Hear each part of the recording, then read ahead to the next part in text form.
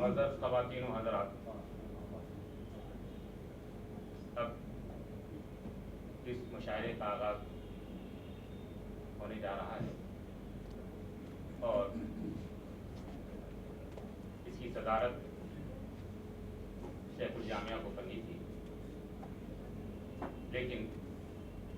وہ یونیورسٹی کی کسی بڑے اہم کام سے دہلی تشریف لے گئے اور کل مجھے بلا کے انہوں نے اس کی طرح، لہٰذا ہم نے اور ہمارے شعبے کے رفقا نے یہ طے کیا کہ اس مشاعرے کی صدارت کے لیے ہم ڈاکٹر سید امین اشرف صاحب کو درخواست کریں گے۔ وہ آج کے مشاعرے کی صدارت کریں گے۔ میں درخواست کر رہا ہوں ڈاکٹر سید امین اشرف صاحب سے کہ وہ صدارت کریں۔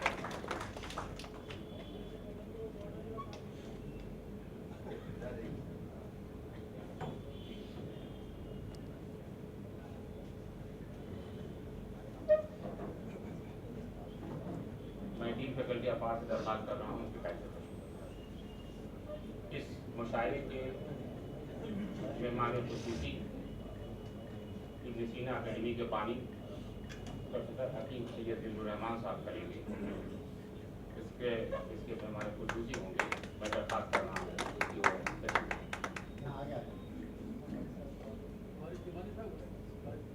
پروفیسر وارث تیمانی صاحب تشریف لے آئے ہیں۔ آپ جانتے ہیں کہ اس کا تعلق شعبہ فارسی سے تھا۔ وارث تیمانی صاحب کا تو تشریف لے آئے۔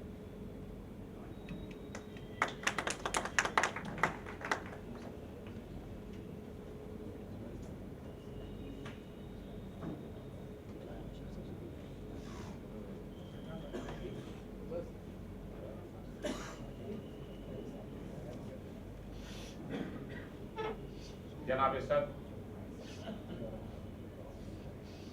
مہمانان خصوصی،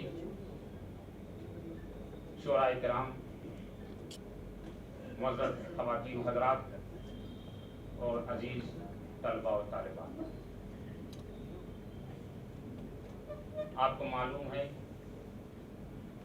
کہ کل پورے ملک میں آزادی کا جشن منایا جائے گا۔ آزادی کے بعد سے علی گڑھ مسلم یونیورسٹی کا شعبہ اردو یونیورسٹی کی طرف سے یوم آزادی کے موقع پر اور یوم جمہوریہ کے موقع پر 2 مشاعرے منعقد کرتا ہے۔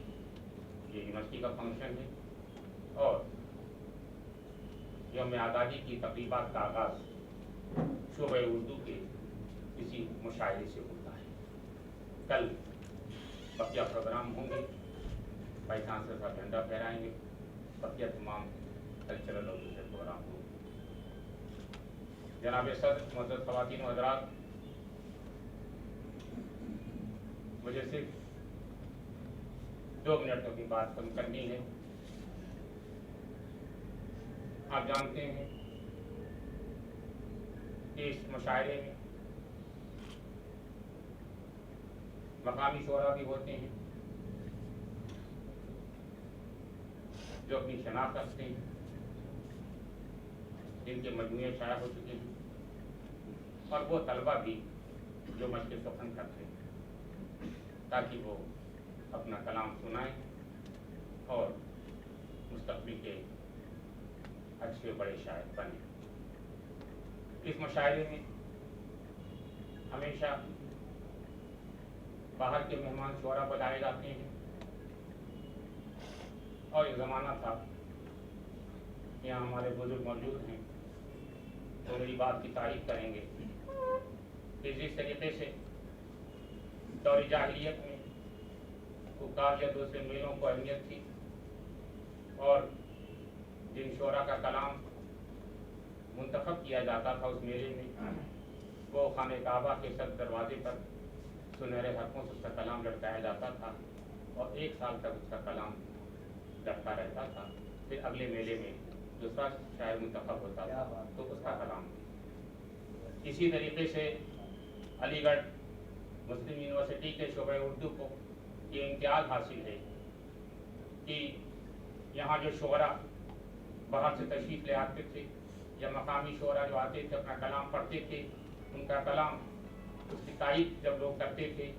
और मीडिया और अखबारात में रातों रात की शोहरत न सिर्फ हिंदुस्तान पाकिस्तान बल्कि पूरे बड़े तबीब में हो जाती थी। और ये कहा जाता था, मीडिया ये लिखता था, अखबार ये लिखता था कि अलीगढ़ यूनिवर्सिटी के शोबे उर्दू में फलां शख्स का कलाम जो है सबसे ज़्यादा पसंद किया गया, तो उसकी शोहरत रातों रात पूरे मुल्क में हो जाती थी, मुल्क से बाहर चली जाती थी शोहरत उसकी। और अब वो बात नहीं है, लेकिन आज भी बहरहाल शोबे उर्दू के इस मुशायरे में ये अब गवैया नहीं बुलाए जाते बल्कि शायर बुलाए जाते हैं।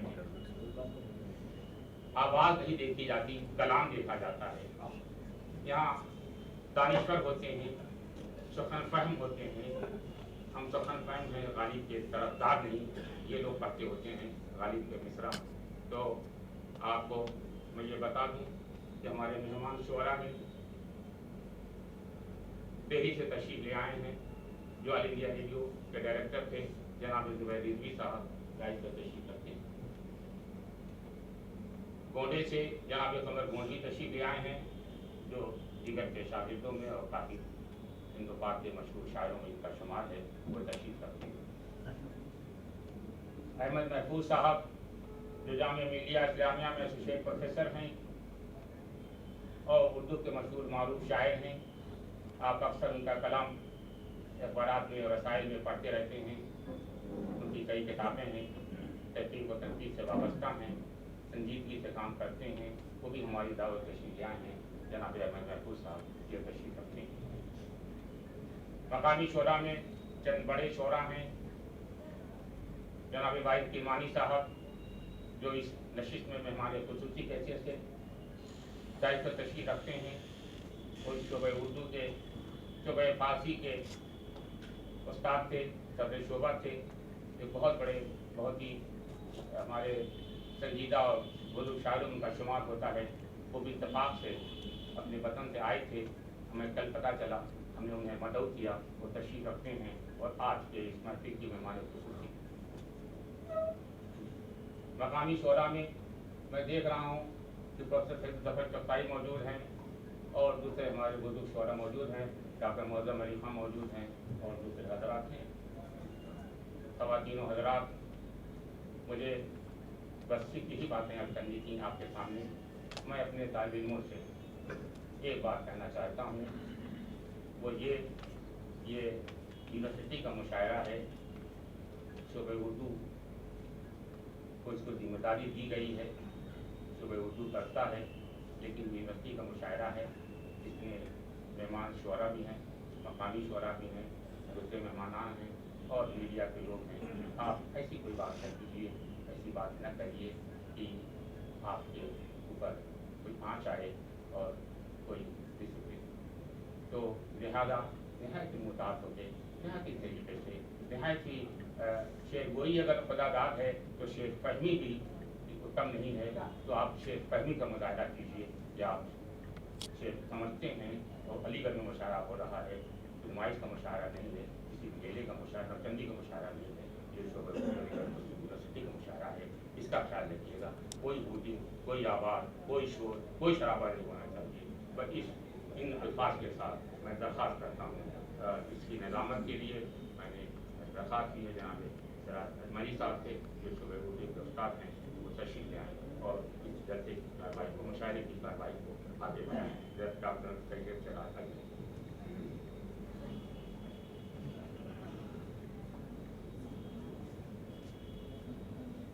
जनाब सदर, मुअज़्ज़िज़ मेहमान खुसूसी, शोराए कराम और मोहतरम सामीन, सदर शोबे उर्दू प्रोफेसर मुजाहिद ने फरमाया कि हमारी इस शेरी नशिस्त से यूनिवर्सिटी में यौम आज़ादी की तक़रीबात का आगाज़ होता है। ये उसी सिलसिले का पहली नशिस्त है जो शोबे उर्दू मुनक़िद करता हूँ। मैं बगैर किसी तमहीद के नशिस्त का आगाज़ करता हूँ और सबसे पहले हस्ब रवायत तलबा अपना कलाम सुनाते हैं। انگریزی کے شعبے سے کے طالب علم اسجد حسین کو آواز دے رہا ہوں، تشریف لائیں اور اپنا کلام سنائیں۔ ان کی شاعری یونیورسٹی کے میگزین میں اور دوسرے رسائل میں شائع ہوئی ہے۔ اسجد حسین۔ السلام علیکم جناب صدر کی اجازت سے یقین جانیں کہ اپنے مشرف اساتذہ اور باوقار مہمانان کی موجودگی میں پڑھنا بہت مشکل ہے اور بدن پر لذت آئی ہے اور نظر کانپ رہی ہے۔ بہرحال میں حاضر کرتا ہوں۔ فضل کا مطلب ملاحظہ فرمائیں کہ دیکھ بدلا ہے سیاست نے طریقہ کچھ اور، دیکھ بدلا ہے سیاست نے طریقہ کچھ اور، ہونے والا ہے یہاں اب کے تماشا کچھ اور۔ شہر کے سارے غریبوں کی چھنے گی روٹی، شہر کے سارے غریبوں کی چھنے گی روٹی، اب کے زردار کی شادی میں ملے گا کچھ اور، اب کے زردار کی شادی میں ملے گا کچھ اور۔ ہم نے جو کچھ بھی کہا سچ کے علاوہ نہ کہا، ہم نے جو کچھ بھی کہا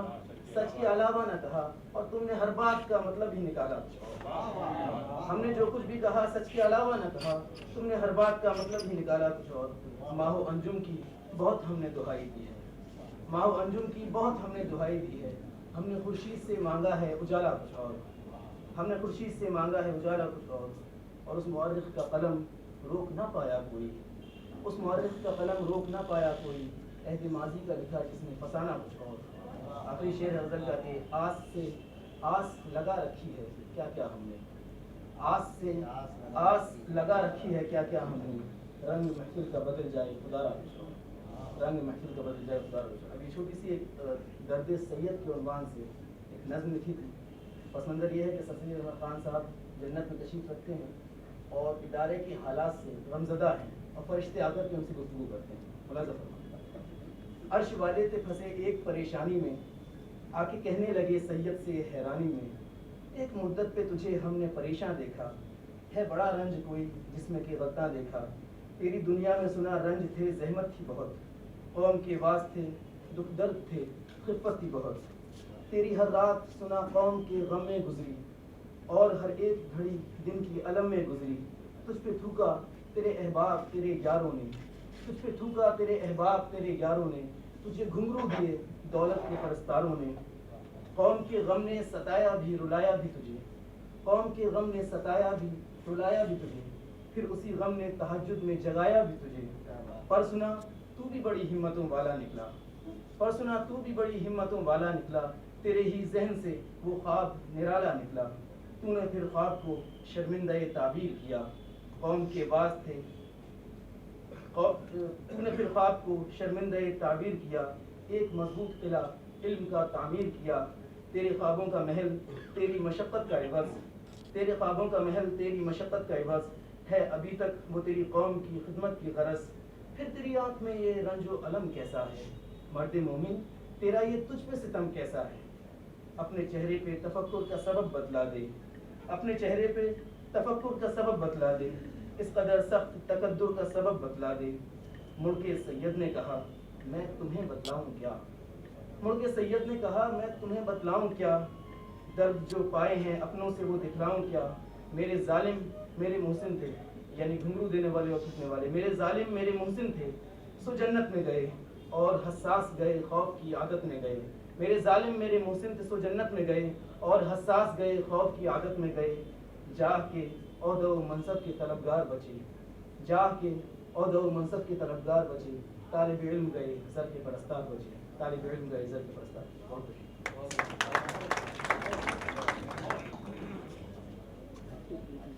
اسجد حسین کے بعد اب میں آواز دے رہا ہوں ساجد شفق۔ ساجد بھی ہمارے طالب علم ہیں اور اپنی غزل سنائیں گے۔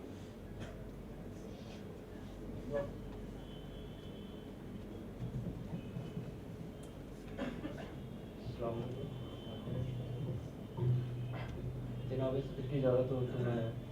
آپ کی پیش خدمت دو غزلیں سنانا چاہوں گا۔ غزل کا مطلب سماعت فرمائیں۔ ارمانوں کا خون کیا ہے بات کرے احساسوں کی، ارمانوں کا خون کیا ہے بات کرے احساسوں کی، میرا ایک معصوم سا قاتل بات کرے ہے سانسوں کی، میرا ایک معصوم سا قاتل بات کرے ہے سانسوں کی، قبضے میں ہے دریا اس کے اور حدیں بھی کھینچ رکھی، قبضے میں ہے دریا اس کے اور حدیں بھی کھینچ رکھی، ایسے میں تم ہی بتلاؤ حالت کیا ہو پیاسوں کی، ایسے میں تم ہی بتلاؤ حالت کیا ہو پیاسوں کی، اور لبوں سے اس کے میں چھل کے اور حسن کا وہ ہے میں خانہ، لبوں سے اس کے میں چھل کے اور حسن کا وہ ہے میں خانہ، کس کو ہے ملتی میں کتنی دیکھیے قسمت کاسوں کی، کس کو ہے ملتی میں کتنی دیکھیے قسمت کاسوں کی، اور شہر کے ہر کوچے میں ہوتے چرچے ستم کے تیرے ہیں، شہر کے ہر کوچے میں ہوتے چرچے ستم کے تیرے ہیں، آؤ دیکھیں ہم بھی یاروں قسمت اپنے قیاسوں کی، آؤ دیکھیں ہم بھی یاروں قسمت اپنے قیاسوں کی۔ اور غزل کا مقطع سماعت فرمائیں کہ آیا اتنی دور شفق ہے دیکھو راہ محبت میں، آیا اتنی دور شفق ہے دیکھو راہ محبت میں، تو روکے جو اپنے قدم تو چال رکے ہے سانسوں کی، تو روکے جو اپنے قدم تو چال رکے ہے سانسوں کی۔ اور ایک اور غزل ہے، اس کا مطلب سماعت فرمائیں کہ یہاں دنیا سے ہر انسان اگر آزاد ہوتا یوں، یہاں دنیا سے ہر انسان اگر آزاد ہوتا یوں، ہنسی رہتی نہ چہرے پہ نہ میرا دل ہی روتا یوں، ہنسی رہتی نہ چہرے پہ نہ میرا دل ہی روتا یوں، اور نگاہ شوق میں رسوائیاں ہیں اور مشکل بھی، نگاہ شوق میں رسوائیاں ہیں اور مشکل بھی، نہ تیرا حسن ہوتا یوں نہ میرا عشق ہوتا یوں، نہ تیرا حسن ہوتا یوں نہ میرا عشق ہوتا یوں، نظر تجھ سے نہ یہ لڑتی نظر بے باک ہی رہتی، نظر تجھ سے نہ یہ لڑتی نظر بے باک ہی رہتی، یہ دل آزاد ہی رہتا نہ ظالم قید ہوتا یوں، کہا میں نے جو وہ بولے لکھو کیسے غزل ہو تم، کہا میں نے جو وہ بولے لکھو کیسے غزل ہو تم، کہ دل اپنا ہے خوں یارو قلم اس میں ڈبوتا یوں، کہ دل اپنا ہے خوں یارو قلم اس میں ڈبوتا یوں۔ اور غزل کا مقطع سماعت فرمائیں کہ میری مجبوریاں کیا ہیں کہوں کیسے شفق ان سے، میری مجبوریاں کیا ہیں کہوں کیسے شفق ان سے، زباں اگر ساتھ یہ دیتی تو کیوں خاموش ہوتا یوں۔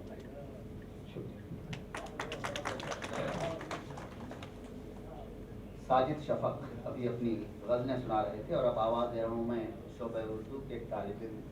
احسان عالم، تشریف لائیں اور اپنے اشعار۔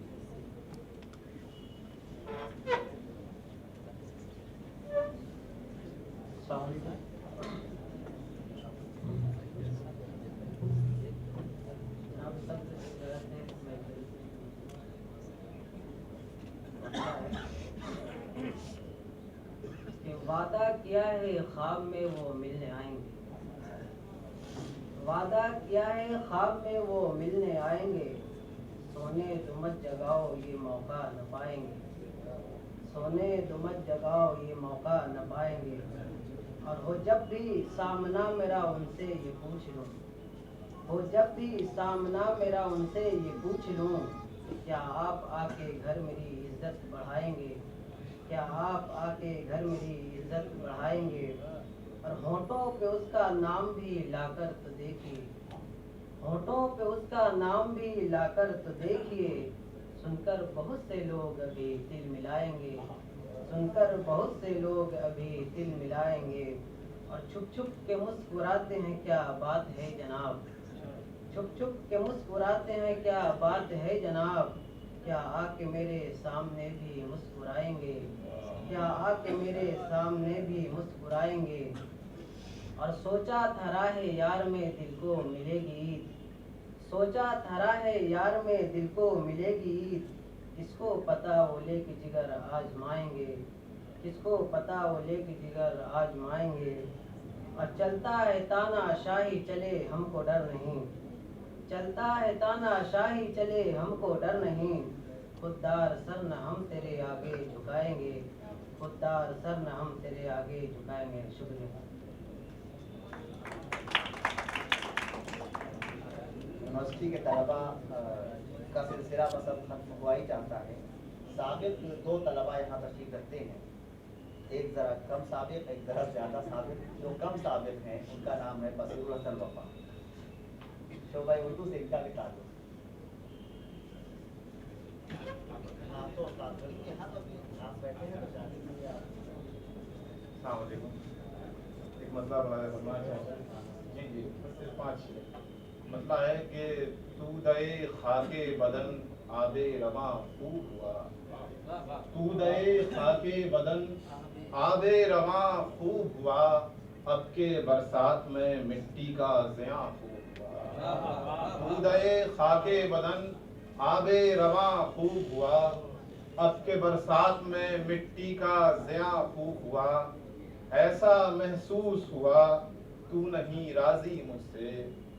ایسا محسوس ہوا تو نہیں راضی مجھ سے، بے یقینی کا مجھے تجھ پہ گماں خوب ہوا، بے یقینی کا مجھے تجھ پہ گماں خوب ہوا۔ شعر ہیں کہ خوشبوئے عشق اڑی لے کے پروں پر تتلی، خوشبوئے عشق اڑی لے کے پروں پر تتلی، جس کو چاہا تھا چھپانا وہ آیا خوب ہوا، جس کو چاہا تھا چھپانا وہ آیا خوب ہوا۔ شعر ہے کہ کوئی جلتا ہوا منظر تو نہیں تھا لیکن، کوئی جلتا ہوا منظر تو نہیں تھا لیکن، ہاں مگر راز سنا ہے کہ دھواں خوب ہوا، کوئی جلتا ہوا منظر تو نہیں تھا لیکن، کوئی جلتا ہوا منظر تو نہیں تھا لیکن، ہاں مگر راز سنا ہے کہ دھواں خوب ہوا۔ آخری شعر آپ کی سماعتوں کے حوالے کہ ایک سورج نے میرے جسم پہ کرنیں رکھ دی، ایک سورج نے میرے جسم پہ کرنیں رکھ دی، آج روشن میرا تاریک مکاں خوب ہوا، آج روشن میرا تاریک مکاں خوب ہوا۔ بصیر الحسن وفا کے بعد میں ایک ایسے کسی یونیورسٹی کے سابق طالب علم کو دعوت دے رہا ہوں جو اچھے خاصے مصروف شاعر ہیں اور آل انڈیا شاعر ہیں، جناب رضوان الرضا رضوان، اتفاق سے آج علی گڑھ میں ہیں اور اس نشست میں شریک ہیں۔ 2 مجموعے شائع ہو چکے ہیں ان کے، اور متعدد رسائل و جرائد میں ان کی کلام شائع ہوتا ہی رہتا ہے۔ جناب رضوان الرضا۔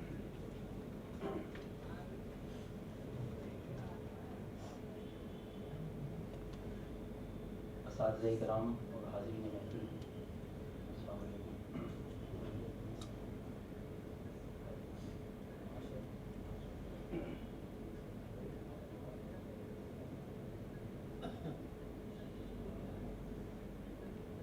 ملاحظہ فرمائیں، تازہ اور شعر پیش کر رہا ہوں۔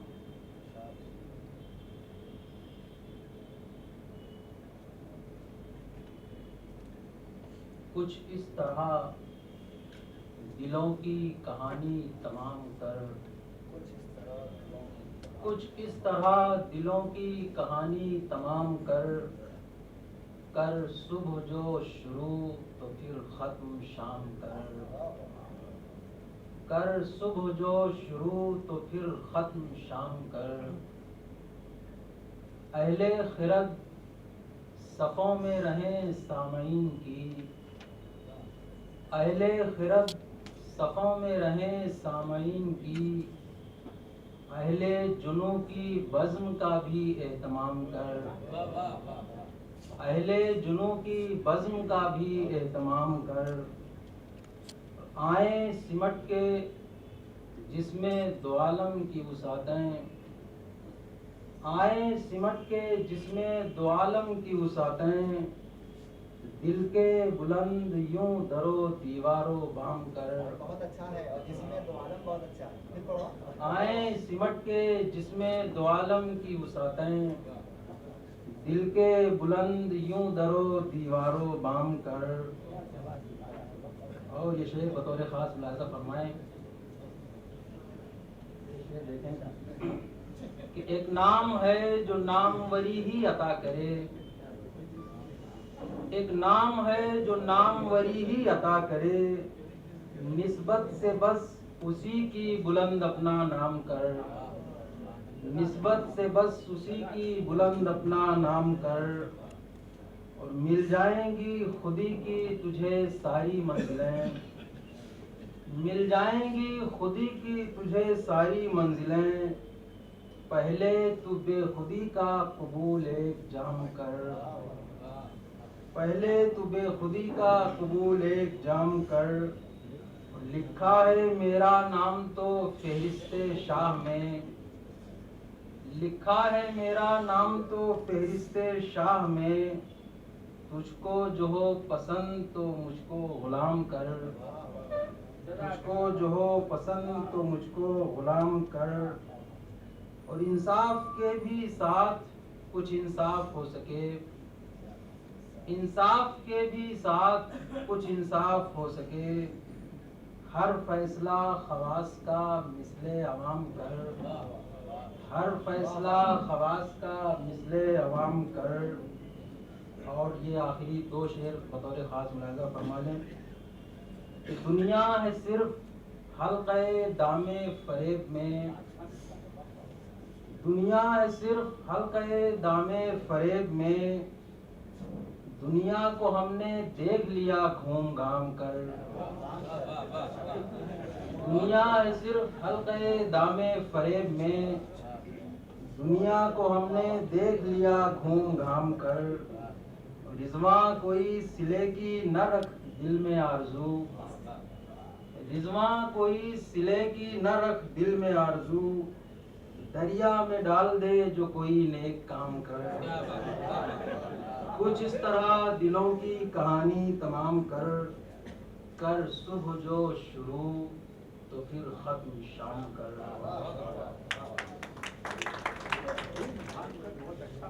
بھائی صدر شعبہ اردو نے اپنی ابتدائی گفتگو میں یہ فرمایا کہ یہ نشست جو ہے یہ نوچندی کے اور نمائش کے مشاعرے سے الگ ہے، اس میں کوئی شبہ نہیں، لیکن نشست بہرحال نشست ہوتی ہے، اور نشست کا مطلب ہوتا ہے کہ اس میں 100% صاحبان شعور اور وہ حضرات جو سخن فہم ہیں، جو ادب شناس ہیں، جو داد دے سکتے ہیں، وہ تشریف رکھتے ہیں۔ جب تشریف رکھتے ہیں تو داد بھی دیں۔ صدر شعبہ نے کوئی مطلب حکم امتناعی نافذ نہیں کر رکھا ہے، اس لیے آپ بات لیجیے، اور آپ بہت سلیقے سے ووٹ بھی کر سکتے ہیں۔ علی گڑھ میں اگر اچھے شعر نہیں لگ رہے ہیں تو اس کا بھی تو اظہار کیجیے، خاموشی جو ہے وہ اس کا اظہار نہیں ہوتی۔ یہی کہہ رہا ہوں کہ شعر نہیں سنا رہا ہوں تو اس پہ تو ریئیکٹ کیجیے۔ اب آپ شعر بھی سنیں گے، ویسے اس سے پہلے آپ نے اشعار سنے، ظاہر سی بات ہے۔ میں جناب خالد فریدی سے درخواست کر رہا ہوں تشریف لائیں اور اپنا کلام ارشاد فرمائیں۔ جناب خالد فریدی۔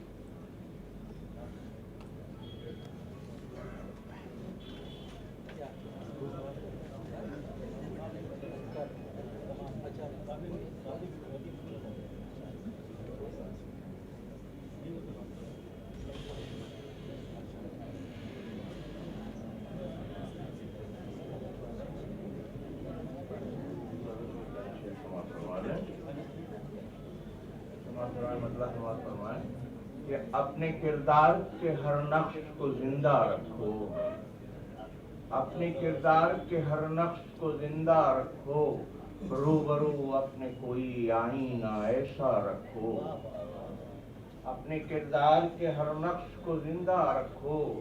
روبرو اپنے کوئی آئینہ ایسا رکھو، اس غریبی کا بدل کار فقیری تو نہیں، اس غریبی کا بدل کار فقیری تو نہیں، تم سے یہ کس نے کہا ہاتھ میں کاسا رکھو، تم سے یہ کس نے کہا ہاتھ میں کاسا رکھو، اور یہ بھی سچ ہے کہ مبرہ نہیں غم سے کوئی، یہ بھی سچ ہے کہ مبرہ نہیں غم سے کوئی، اپنے چہروں کو بہرحال شگفتہ رکھو، اپنے چہروں کو بہرحال شگفتہ رکھو، اور جن کے نغمات نے طوفان اٹھایا تھا کبھی، جن کے نغمات نے طوفان اٹھایا تھا کبھی، اپنے ہاتھوں میں وہی ساز شکستہ رکھو، اپنے ہاتھوں میں وہی ساز شکستہ رکھو۔ اور یہ شعر بھی کہ جن کے الفاظ نے شاہوں کو جھکا ڈالا تھا، جن کے الفاظ نے شاہوں کو جھکا ڈالا تھا، ان کے کردار کی شمشیر برہنہ رکھو، ان کے کردار کی شمشیر برہنہ رکھو۔ اور یہ مسئلے کا شعر کہ مثل شاہین رہو بام افق پر خالد،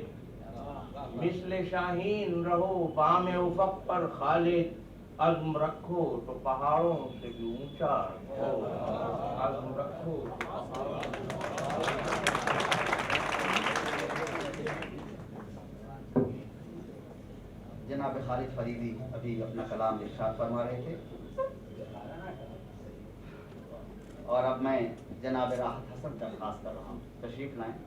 اور اپنا کلام ارشاد فرمائیں۔ راحت حسن ہمارے بہت اہم شاعر ہیں اور ان کا کلام تمام اہم رسائل و جرائد میں اہتمام سے شامل ہے۔ جناب راحت حسن۔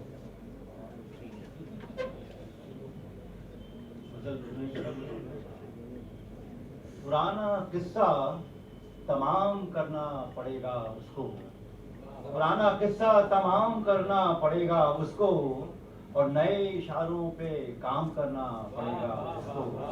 پرانا قصہ تمام کرنا پڑے گا اس کو، اور نئے اشاروں پہ کام کرنا پڑے گا اس کو۔ وہ خلوتوں میں اگر کسی کو پکارتا ہے، وہ خلوتوں میں اگر کسی کو پکارتا ہے تو اپنا اونچا مقام کرنا پڑے گا اس کو، وہ خلوتوں میں اگر کسی کو پکارتا ہے تو اپنا اونچا مقام کرنا پڑے گا اس کو۔ اگر وہ ایوان عاشقی سے جڑا ہے تو پھر، اگر وہ ایوان عاشقی سے جڑا ہے تو پھر خود اپنا بھی احترام کرنا پڑے گا اس کو، اگر وہ ایوان عاشقی سے جڑا ہے تو پھر خود اپنا بھی احترام کرنا پڑے گا اس کو۔ اور سب اپنی اپنی روایتوں کو بھلا رہے ہیں، سب اپنی اپنی روایتوں کو بھلا رہے ہیں، اور کچھ اور رسموں کو عام کرنا پڑے گا اس کو، سب اپنی اپنی روایتوں کو بھلا رہے ہیں اور کچھ اور رسموں کو عام کرنا پڑے گا اس کو۔ اور اسی کی نگرانیوں میں ہے اب یہ بستیاں بھی،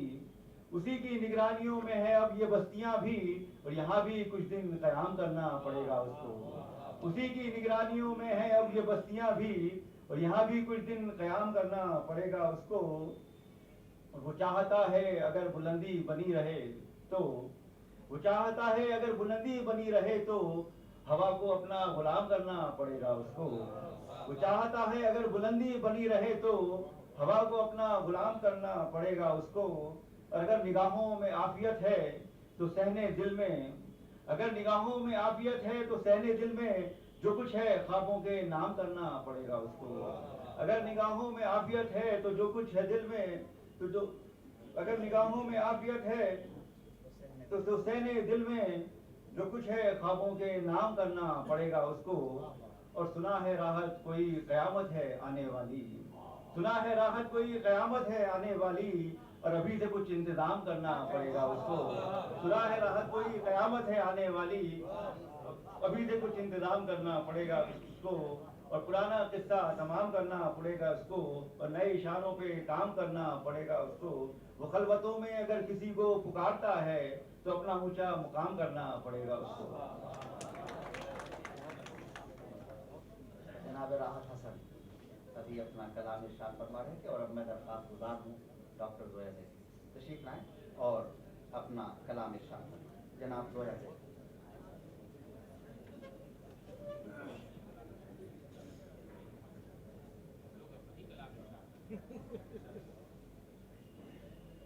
جہاں تک میں سمجھتی ہوں اس محفل میں تو یہی ہوتا ہے،